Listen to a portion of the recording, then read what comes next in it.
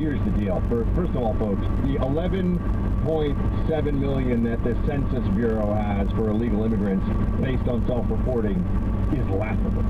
It is right now, based just on the 5 million who have come into the country in the last 2 years. We know 5 million have entered illegally. Of that, a tiny fraction have been removed from the country, have been deported back to country of origin. The number's 20 million, all right, at least. It's at least. Some people I know right now are yelling, it's 30 million. I don't know, but I know it's at least 20 million based on real data, real numbers, and the reality. We have 500,000 visa overstays this is pre-COVID, 500,000 visa overstays every year. We were told for a while that net migration to the country was zero because so many people were self-deporting. That's not happening. The welfare state here has gotten so big and so attractive particularly to people who are coming from very poor countries. And I always think it's so important to note that this is not passing judgment on people. If you were born in a very poor country and had very poor prospects of a better future, just based on where you are coming from, we are fortunate in this country. We actually have a system where hard work, ingenuity, diligence is rewarded generally, right? I mean, overall, you can lift yourself up and do quite well. I'm not saying that these people who are coming across the border, I've seen them play. I've seen the mothers, literally seen the mothers look them in the eyes as they're carrying their babies across the Rio Grande. They're terrified. But this is about what's best for our country. It's not about passing judgment on the people as people who are doing this. Obviously, they're coming here because they want a better life. I get that. But Republicans get the messaging on this right, and I think this becomes a major winning issue going forward. It has been in the past. Because what Chuck Schumer left out of it, first of all, he says 11 million or whatever, because he knows that number's a joke, okay? The number, they might start to concede in the next census, oh, it's 15 million. It's 20 plus, folks. But beyond that, we take 1 million legal immigrants into the country every year. What their first talking point that we have to deal with is conflating all of this together. That people that come here illegally and legally, it's all the same. That to be a nation of immigrants means to be in favor of illegal immigration. We take 1 million people a year into America through the legal process right now. And so we're going to add to that with another million, another 2 million, another 2.5 million, whatever it is, illegally. That overwhelms the processes of assimilation. It overburdens certain communities that are going to have to double and triple down on public services to help people who are going to disproportionately need those services.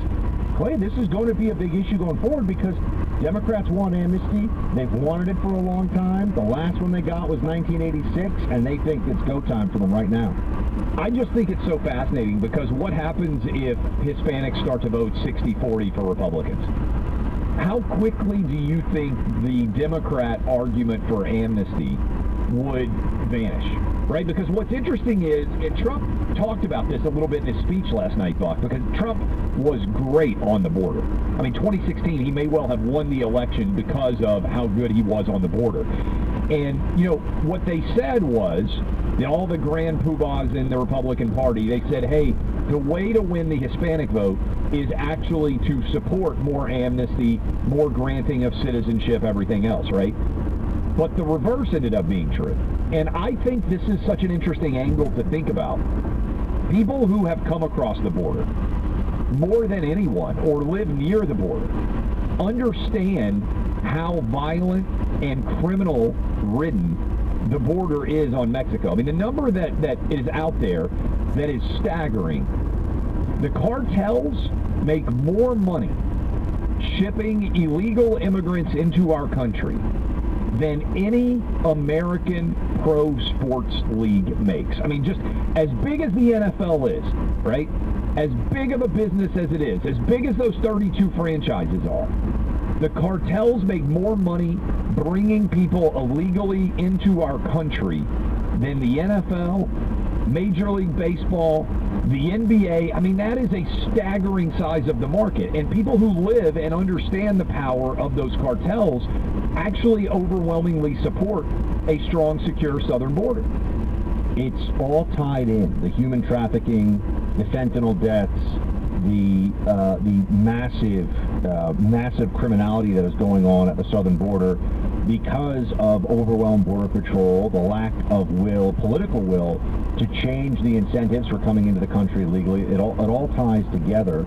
And it also goes to rule of law, because we're being told, and this comes at a time when it was, get the shot or you get fired, mask up or you get fired, pay your taxes or you go to prison, stand too long in a government building even if you do nothing else and it happens to be during a riot, and you might go to prison for many years. I mean, the law is the law according to Democrats, except on this issue and a whole lot of other issues. I just mean politically they pick and choose where they decide. If that's what's written in the statute on illegal immigration, all of a sudden that all goes out the window.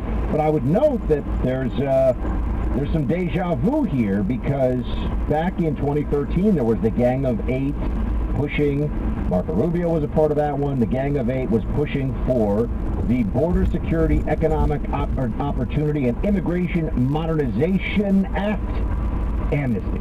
This was a conveyor belt to amnesty, and it was only the American people basically calling up and lighting up the switchboards and pushing back furiously on this, because it also goes against a sense of fairness. We have a lot of immigrants that listen to this show, and I'm sure we could take calls for a whole hour just of people saying, hold on a second. I came here legally, went My through the family process, stood in line, spent years to be able to come here. And now we got people who are, they're just walking across the border knowing with 100% certainty they're going to be let into the country. And so then they're going to have kids, and they're never going to have to leave. That's the reality. And so you say to yourself, well, how do we say we're a country with rule of law and sovereignty as a nation with what's going on at the border right now? And I do think that there's a lot of frustration in many communities, not just along the borders, that's Texas, Arizona, etc., but also in a lot of cities and even smaller sized cities, with the poisoning of our neighbors, our friends, our coworkers, our family members of fentanyl that is going on. Yeah, this stuff is, fentanyl is more addictive, far more addictive and far more lethal than the